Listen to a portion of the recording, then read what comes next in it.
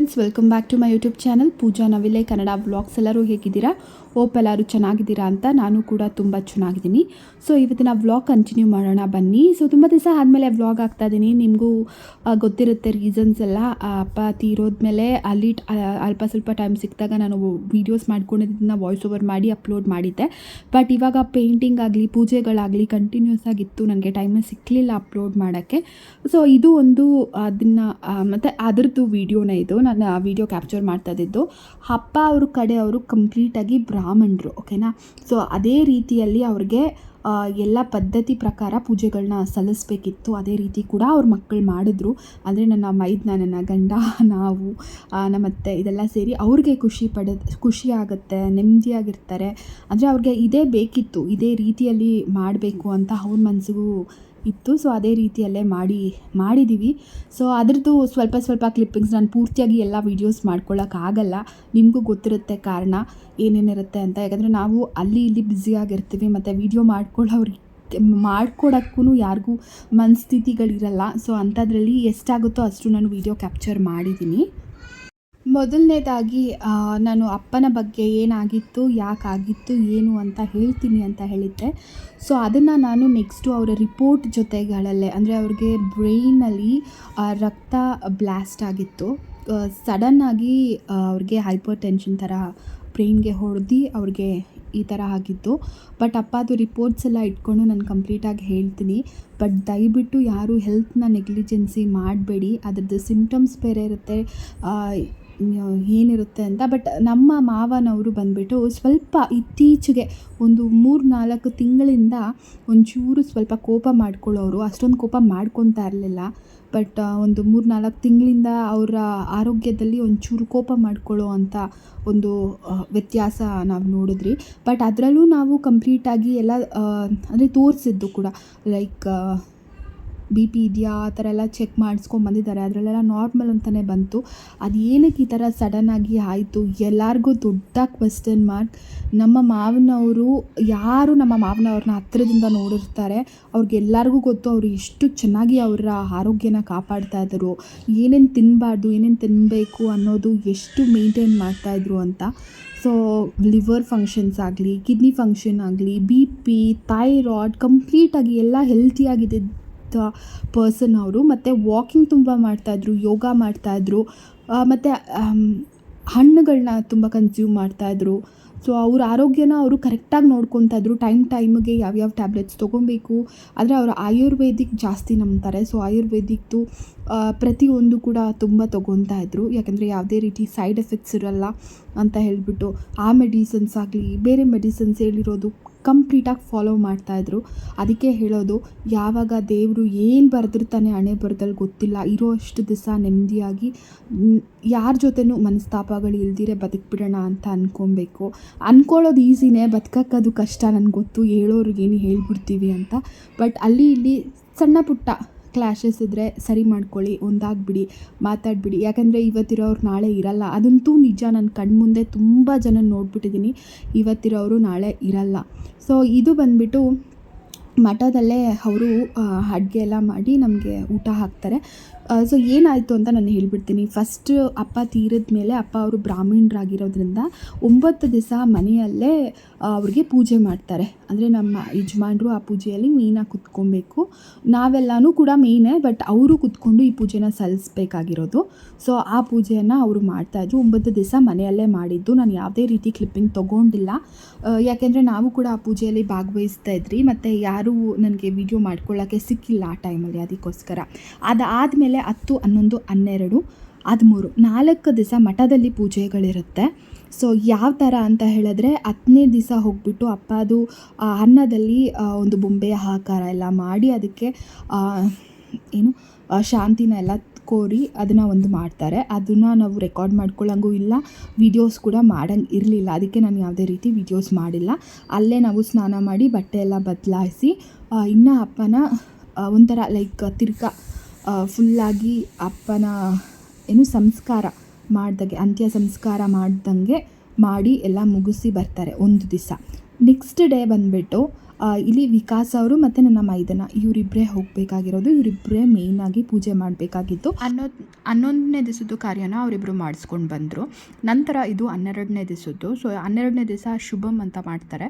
ಅಂದರೆ ಇದು ಕಂಪ್ಲೀಟಾಗಿ ಅವ್ರ ಕಡೆ ಆಗಿರೋದ್ರಿಂದ ಸೊ ನನಗೂ ಸ್ವಲ್ಪ ಕನ್ಫ್ಯೂಷನ್ನೇ ಆಗಿತ್ತು. ನಮ್ಮ ಕಡೆ ಸ್ವಲ್ಪ ಡಿಫ್ರೆಂಟಾಗಿ ಮಾಡ್ತಾರೆ ಅಲ್ವಾ, ಇವರು ಬ್ರಾಹ್ಮಣರಾಗಿರೋದ್ರಿಂದ ಬೇರೆ ರೀತಿಯೇ ಇರುತ್ತೆ. ಸೊ ನನಗೂ ಇದು ಡಿಫ್ರೆಂಟ್ ಅಂತ ಅನಿಸ್ತು. 12ನೇ ದಿವಸ ಇವ್ರು ಬಂದು ಎಲ್ಲ ಪೂಜೆ ಅದೆಲ್ಲ ಮಾಡಿಸಿ ಕೊಟ್ಟು ಮತ್ತು ಹೇಳ್ತಾಯಿದ್ರು ಏನೇನು ಅರ್ಥ, ಏನೇನು ಮಾಡ್ತಾಯಿದ್ದೀವಿ, ಇದೆಲ್ಲ ಏನಕ್ಕೋಸ್ಕರ, ಮತ್ತು ಹಳೆ ಕಾಲದಲ್ಲಿ ಯಾವ ಥರ ಮಾಡ್ತಾರೆ, ಈಗಿನ ಕಾಲದಲ್ಲಿ ಯಾವ ಥರ ಮಾಡ್ತಾರೆ ಅಂತ ಅವರು ಕಂಪ್ಲೀಟಾಗಿ ಎಕ್ಸ್ಪ್ಲೇನ್ ಮಾಡ್ತಾಯಿದ್ರು. ನಾವು ಮಾಡ್ಕೊಂಡಂಗೆ ಅಷ್ಟೇ ಅದೆಲ್ಲ ಅಂತೆಲ್ಲ ಹೇಳ್ತಾಯಿದ್ರು. ಸೊ ಹಳೆ ಕಾಲದಲ್ಲಿ ಈ ಥರ ಎಲ್ಲ ಮಾಡ್ತಾಯಿದ್ರು. ನಾವು ಮತ್ತು ಅದನ್ನೆಲ್ಲ ಫುಲ್ ಫಾಲೋ ಮಾಡಬೇಕಲ್ವ. ನಾವು ಇವಾಗ ನಮ್ಗೆ ಅನುಕೂಲ ತಕ್ಕಂಗೆ ನಾವು ಮಾಡ್ಕೊಂಡಿದ್ದೀವಿ.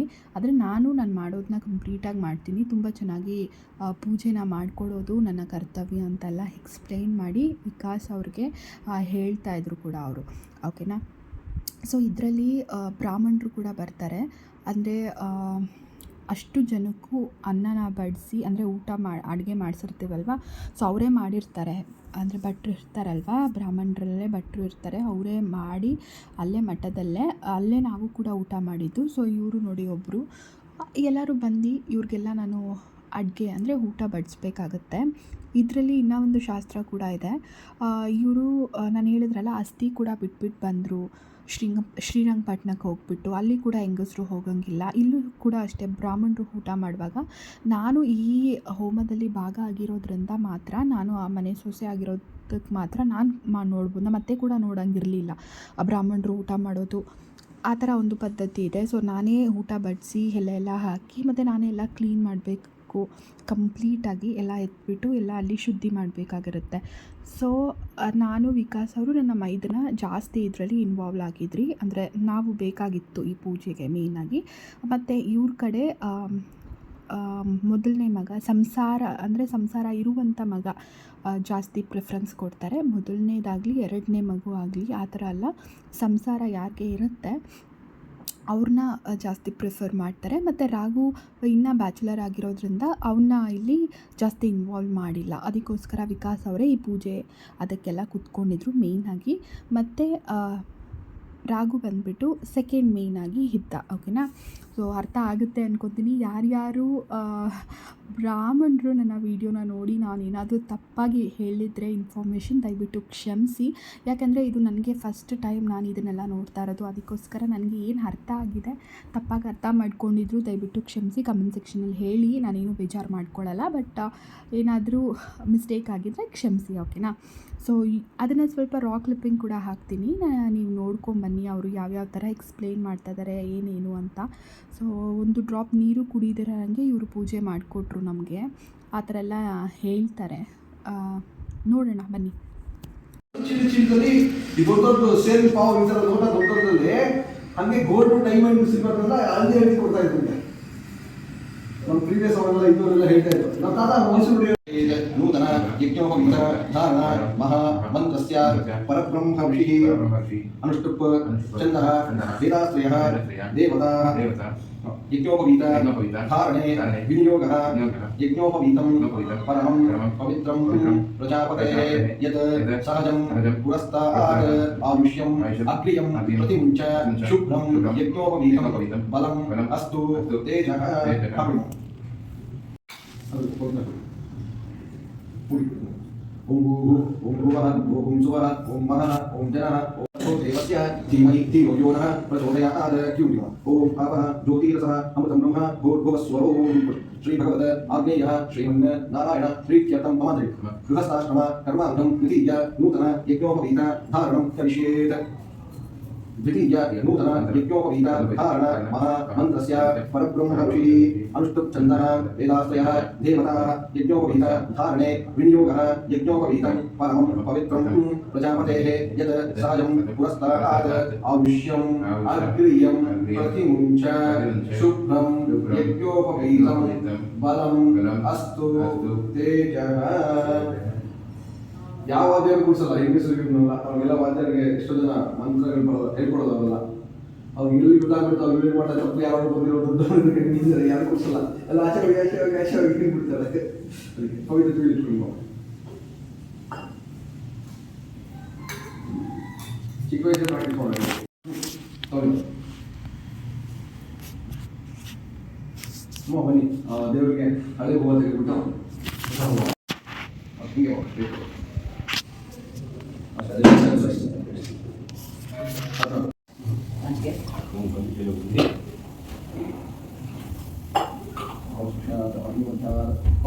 ತಂದೆ ಹೋಗಿದ್ದ ತಾತ ಇದ್ದ ತಾತ ಹೆಸರು ಗೊತ್ತಾ? ಹೆಸರು ಗೊತ್ತಾ? ದೇವ್ರ ಹೆಸರು ತಂದೆ ಹೆಸರು ತಾತ ಹೆಸರು ಗೊತ್ತಲ್ಲ? ಶ್ರೀನಿವಾಸ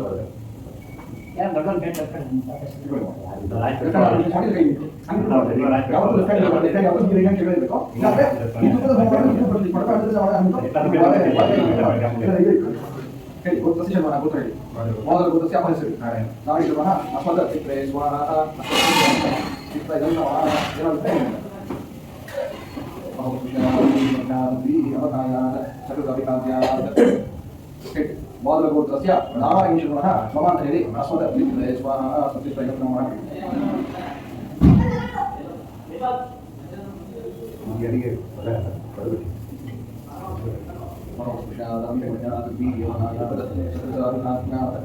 ಬಾಲಗೋತ್ರಸ್ಯ ತದ ಹೆಸರು ಶ್ರೀನಿವಾಸ ಬರ್ತದ ಶ್ರೀನಿವಾಸ ವರದರಾಜ್ ಶ್ರೀನಿವಾಸ ವರದರಾಜನವರ ಅಸ್ಮದ ಪಿತಾಮಹಾಯ ಸ್ವಾಹ ಅಸ್ಮದ ಪಿತಾಮಹಾಯ ನಮಃ. ಹಂಗೆ ಈಗ ಇದೆಯಾ?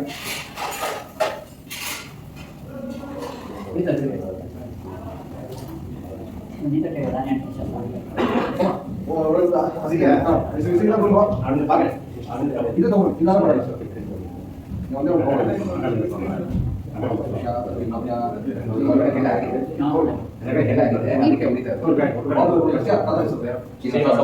ಶ್ರೀನಿವಾಸ ವರದರಾಜ ವರದನ್ ಬಾಲಗೋತ್ರಸ್ಯ ಶ್ರೀನಿವಾಸ ವರದರಾಜನವರ ಮಮ ಅಂತ ಹೇಳಿ ಅಸ್ಮದ ಪಿತಾಮಹಾಯ ಸ್ವಾಹ ಅಸ್ಮದ ಪಿತಾಮಹಾಯ ನಮಃ. ಈ ಪೂಜೆಯಲ್ಲಿ ನಾನು ಕೂಡ ಭಾಗವಹಿಸಿದ್ದೆ, ಅದಕ್ಕೆ ವಿಡಿಯೋ ಅದನ್ನು ಮಾಡ್ಕೊಳ್ಳೋಕ್ಕಾಗಿಲ್ಲ. ದೇವ್ರಿಗೆ ಹೂವು ಮುಡಿಸಿ ಆಮೇಲೆ ಈ ಥರ ಎಲ್ಲ ಏನೋ ಪೂಜೆ ಮಾಡಿಸಿದ್ರು. ನಾನು ಕೂಡ ವಿಕಾಸ್ ಅವ್ರ ಜೊತೆನೇ ಕುತ್ಕೊಂಡಿದ್ದೆ. ಅದಾದಮೇಲೆ ಬ್ರಾಹ್ಮಣರಿದ್ದಾರಲ್ಲ, ಇವ್ರು 4 ಜನಕ್ಕೂ ಅನ್ನ ಎಲ್ಲ ಬಡಿಸಿ ಎಲ್ಲ ತಿರ್ಗಾ ಮುಗಿದ ಮೇಲೆ ನೆಕ್ಸ್ಟು ನಮಗೆ ಊಟನ ಬಡಿಸ್ತಾರೆ. ಸೊ ಆ ವೀಡಿಯೋಸ್ ಎಲ್ಲ ಮಾಡ್ಕೊಳ್ಳೋಂಗಿರಲಿಲ್ಲ, ಯಾಕೆಂದರೆ ನೋಡೋಂಗೆ ಇರಲಿಲ್ಲ ಅಂತ ಹೇಳಿದ್ರೆ ಬೇರೆ ಹೆಂಗಸರು ಬೇರೆ ಅವ್ರು ಯಾರೂ ಮತ್ತು ಯಾವ ಥರ ವೀಡಿಯೋ ಮಾಡ್ಕೊಳ್ಳೋದು, ತುಂಬ ಅನ್ಕಂಫರ್ಟಬಲ್ ಫೀಲ್ ಮಾಡ್ತಾರೆ ಅಂತ ನಾನು ಮಾಡ್ಕೊಂಡಿಲ್ಲ. ಇದು ಕೂಡ ನಾನು ಕೂತಿರ್ಬೇಕಾದ್ರೆ ಮಾಡಿರೋದು. ಅವರೆಲ್ಲ ತಿಂದಾದ್ಮೇಲೆ ನಾವೆಲ್ಲ ಊಟಕ್ಕೆ ಕೂತ್ಕೊಂಡ್ರಿ. ಸೊ ಆವಾಗ ಅವರೆಲ್ಲ ಬಡಿಸಿದ್ರು. ಸೊ ಇವರೆಲ್ಲ ನಮ್ಮ ಫ್ಯಾಮಿಲಿ ಕುಟುಂಬದವರು, ಇಷ್ಟು ಜನ ಬಂದಿದ್ದರು. ಇದು 12ನೇ ದಿವಸದ್ದು ಊಟ ಚೆನ್ನಾಗಿತ್ತು. ಪ್ರಸಾದ ಅಂತ ಸ್ವೀಕರಿಸಬೇಕು. ಸೊ ಈರುಳ್ಳಿ ಬೆಳ್ಳುಳ್ಳಿ ಏನೂ ಹಾಕಲ್ಲ, ಬಟ್ ಆದ್ರೂ ತುಂಬ ಚೆನ್ನಾಗಿ ಅಡುಗೆ ಮಾಡ್ತಾರೆ ಅಲ್ಲಿ. ಮಕ್ಕಳು ತುಂಬ ಓದೋ ಮಕ್ಕಳೆಲ್ಲ ಇದ್ದಾರೆ, ನೋಡೋಕೆ ತುಂಬ ಖುಷಿ ಆಗುತ್ತೆ. ಸೊ ನೆಕ್ಸ್ಟ್ ವ್ಲಾಗಲ್ಲಿ ನಾನು 13ನೇ ದಿನದ್ದು ಏನು ಎತ್ತ ಅಂತ ನಾನು ಕಂಪ್ಲೀಟಾಗಿ ನಿಮಗೆ ಅಪ್ಡೇಟ್ ಮಾಡ್ತೀನಿ. ಸೊ ಲಾಸ್ಟಲ್ಲಿ ಕೂಡ ಫೋಟೋ ಅಟ್ಯಾಚ್ ಮಾಡಿದ್ದೀನಿ, ನಾನು ಹೇಳಿದ್ದು ಇನ್ವಿಟೇಷನ್ ಯಾವ್ಯಾವ ಡೇಗೆ ಏನೇನು ಅಂತ. ಇಷ್ಟ ಆದರೆ ದಯವಿಟ್ಟು ಲೈಕ್ ಮಾಡಿ, ಶೇರ್ ಮಾಡಿ, ಕಮೆಂಟ್ ಮಾಡಿ, ಸಬ್ಸ್ಕ್ರೈಬ್ ಮಾಡಿಕೊಂಡು ವೀಡಿಯೋನ ನೋಡಿ. Thank you.